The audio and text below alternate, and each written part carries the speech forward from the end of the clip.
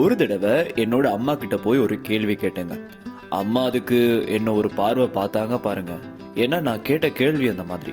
அம்மா, இந்த ரஜினி படத்துல வர மாதிரி எனக்கு எதுவும் கோடிக்கணக்குல சொத்து எதுவும் இருந்து அதை பார்த்தா எங்க நான் பணத்தோட அருமை தெரியாம போயிருவேணும்னு இப்போதைக்கு எங்கேயும் மறைச்சு வச்சிருக்கீங்களான்னு கேட்டேன். ஆமாப்பா, இதை நீ கேக்குறதாக சொல்றேன். கோடிக்கணக்கான சொத்துக்கு சொந்தக்காரணி இந்தா, எல்லாம் உனக்கு தான்.